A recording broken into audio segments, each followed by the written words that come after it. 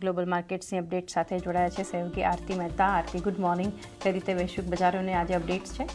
જી good morning ચાંદી. અને global સંકેતોની વાત કરી લઈએ, થોડા નેગેટિવ સંકેતો બની રહ્યા છે યુએસ માર્કેટમાં. ખાસ કરીને આજે નાસ્ડેક ફોકસમાં છે, કારણ કે એનવીડિયાના નંબર્સ આપણને જે પ્રમાણના આવતા જોવા મળ્યા છે એને કારણે ફોકસ છે. પણ ઓવરઓલ જુઓ, ઇન્ડાયસિસમાં એક વેચવાળી આપણને આવતી દેખાઈ રહી છે. હવે એનવીડિયાના જે નંબર્સ આવ્યા છે Q2ના, એના પર નજર કરી લઈએ તો કંપનીએ અનુમાનથી સારા પરિણામ અહીંયાથી રજૂ કરતા જોવા મળ્યા છે FY27ના.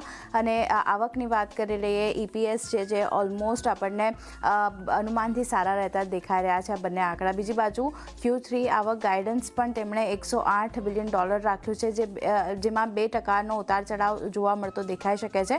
એટલે એક સારા નંબર્સનું રિએક્શન આપણને આવતું દેખાઈ રહ્યું છે. બીજી બાજુ આ પરિણામ પર કંપનીના CFO કોલેટ ક્રેસ તરફથી પણ નિવેદન આવ્યું છે. તેમનું કહેવું છે કે નાણાકીય વર્ષ 2028માં આવક ગ્રોથ 70% રહેવાનું અનુમાન તેમનું બનતું દેખાઈ રહ્યું છે. આ સાથે ગ્રાહકોના અનુમાન મુજબ આવતા વર્ષે બમણા ગ્રોથની અપેક્ષા પણ અહીંયા બનતી દેખાઈ રહી છે. એટલે ધ્યાન રાખવાનું છે. ને સપ્લાયની અછત જે આપણે જોઈ રહ્યા છે તેની એના કારણે અનુમાન પર થોડી ઘણી અસર આપણને આવતી દેખાઈ રહી છે. પણ ઓવરઓલ ગાઈડન્સ જે છે તે પોઝિટિવ આપવામાં આવ્યું છે, એટલે ધ્યાન રાખવાનું છે. બીજી બાજુ વાત કરી લઈએ, જેમ આપણે જોયું યુએસ માર્કેટમાં એક ઘટાડા સાથેનું કામકાજ જોવા મળતું દેખાયું છે. ફ્યુચર્સમાં જુઓ, એક તેજી સાથેનું કામકાજ જોઈ રહ્યા છે. ડાવ ફ્યુચરમાં 250 પોઈન્ટ્સથી વધુનો એક ખરીદારી જોઈ છે. નાસ્ડેક ફ્યુચરમાં 300 પોઈન્ટ્સથી વધુની અપસાઇડ બનતી દેખાઈ રહી છે. અને એનવીડિયાના જે સારા પરિણામ આપણે જોયા છે એને કારણે બજારને સપોર્ટ મળતો દેખાયો છે. બીજી બાજુ સેલ્સ ફોર્સના પણ પરિણામ જે છે તે સારા આવ્યા છે, એને કારણે સેન્ટિમેન્ટ માર્કેટના ફ્યુચર આપણે જોઈ રહ્યા છે લેવલ્સ આપણને સુધરતા જોવા મળ્યા છે, એટલે ધ્યાન રાખવાનું છે. આ સાથે ઈરાન અને ઓમાન વચ્ચે જે એગ્રીમેન્ટ થયા છે, જે ડેવલપમેન્ટ થયા છે, એના પર પણ મહત્વનું નજર કરવાનું, કારણ કે સ્ટ્રેટ ઓફ હોર્મુઝ પર અહીંયાથી આ બંને દેશો વચ્ચે સમજૂતી આપણને થતી જોવા મળતી દેખાઈ રહી છે, જ્યાં ઈરાન અને ઓમાન વચ્ચે આવક શેરિંગ સમજૂતી થતી દેખાઈ રહી છે. આ સાથે સ્ટ્રેટ ઓફ હોર્મુઝથી થતી આવકની વહેંચણી અંગે અહીંયાથી આ બંને દેશો વચ્ચે સમજૂતી થઈ છે.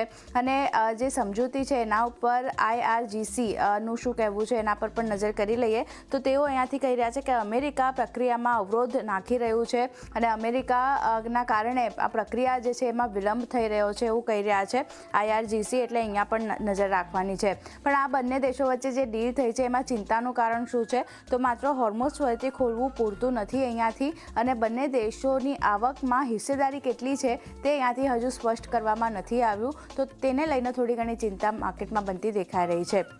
પણ બીજી બાજુ ઈરાનના દાવાને ઈરાને યુએસના દાવાને અહીંયાથી નકારી કાઢ્યું છે. જે ગઈકાલે આપણે જોયું હતું, યુએસે દાવો કર્યો હતો કે માઇન્સ ઈરાન અહીંયાથી નાખી રહ્યું છે સ્ટ્રેટ ઓફ હોર્મુઝમાં, અને અહીંયાથી તેમણે ઈરાને આ દાવાને ફગાવી નાખ્યો છે, નકાર્યો છે. અને તેઓ અહીંયાથી કહી રહ્યા છે કે વિસ્ફોટકોની જગ્યા માત્ર તેમને જ ખબર છે. ઈરાન તરફથી આ નિવેદન આવતા દેખાઈ રહ્યા છે. એટલે ઈરાન અને યુએસ વચ્ચે હજી પણ ઘણા બધા મતભેદો ચાલી રહ્યા છે. બીજી બાજુ ટ્રમ્પની ધમકી પણ ઈરાનને આપવામાં આવી છે, અને તેઓ અહીંયા કહી રહ્યા છે કે ક્યારેક ડ્રોન કે રોકેટ દ્વારા હુમલો અહીંયાથી થતો દેખાઈ શકે છે. અને ટ્રમ્પ મુજબ હોર્મુઝ હજી પણ ખુલ્લું છે એવું અહીંયાથી તેમના તરફથી કહેવામાં આવ્યું છે, ટ્રમ્પ તરફથી. એટલે અહીંયા પણ નજર રાખવાની છે. બીજી બાજુ સ્ટ્રેટ ઓફ હોર્મુઝને લઈને જે કેપ્લર છે એમના તરફથી પણ એક રિપોર્ટ આપવામાં આવ્યો છે. આવક જાવક કેટલી થતી દેખાઈ રહી છે, તો મંગળવારે ઓલમોસ્ટ 5 જહાજો હોર્મુઝથી આપણને પસાર થતા જોવા મળ્યા હતા. અને 10 દિવસની સરેરાશની જો વાત કરી લઈએ તો લગભગ 15 જહાજો અહીંયાથી આપણને આવતા દેખાઈ રહ્યા છે. એટલે ક્યાંય ને ક્યાંય થોડું ઘણું આવક જાવક જે છે તે અહીંયાથી સ્ટ્રેટ ઓફ હોર્મુઝથી થતી દેખાઈ રહી છે. આ સાથે અલ જઝીરાથી ટ્રમ્પ તરફથી નિવેદન આવતું દેખાઈ રહ્યું છે, અને તેઓ કહી રહ્યા છે કે ઈરાન સાથે વાતચીતની ઉતાવળ અત્યારે તેમને નથી, અને આર્થિક અને લશ્કરી જે કાર્યવાહી તેઓ ઈરાન પર કરી રહ્યા છે, બંને પગલાં અસરકારક અહીંયાથી રહેતા દેખાઈ રહ્યા છે, અને બંને પગલાં અત્યંત અસરકારક સાબિત થઈ પણ રહ્યા છે તેવું ટ્રમ્પ કહી રહ્યા છે. એટલે આ ધ્યાન રાખવાનું છે. આ સાથે યુએસના PC મોંઘવારી ડેટા પણ આવતા જોવા મળ્યા હતા. થોડી મામૂલી એવી વધારો આપણને આ ડેટામાં થતો દેખાઈ રહ્યો છે. મંથ બેઝિસ પર જો વાત કરી લઈએ તો જે જૂનમાં માઇનસમાં હતું તે જુલાઈમાં પ્લસમાં આવતું દેખાઈ રહ્યું છે. અને એની સાથે ડેટા જોઈએ તો યર ઓન યર બેઝિસ પર પણ આપણને અહીંયાથી વધારો જોવા મળતો દેખાયો છે. એટલો વધારો નથી, પણ 3.7ની સામે 3.7% પર જ જે PC મોંઘવારી દર છે યર ઓન યર બેઝિસ પર પણ આપણને રહેતો દેખાઈ રહ્યો છે. એટલે આના પર એક નજર રાખવાની છે. વાત કરી લઈએ એશિયન માર્કેટની, થોડાક મિશ્ર સંકેતો આપણને ત્યાંથી પણ બનતા દેખાયા હતા. ડાયસે સ્પેસિફિક જુઓ, નિક્કેઈ થોડું નેગેટિવ છે, તાઇવાન કોસ્પીમાં એક પોઝિટિવ સેટઅપ થોડું ઘણું જોઈ રહ્યા છે. અન્ય ઇન્ડાઇસીસમાં માત્ર શાંઘાઈ થોડું પોઝિટિવ છે, પણ સ્ટ્રેટ ટાઈમ સેંગસેંગમાં આપણને નરમાશ બનતી દેખાઈ રહી છે, એટલે એશિયન તરફથી પણ મિશ્ર સંકેતો.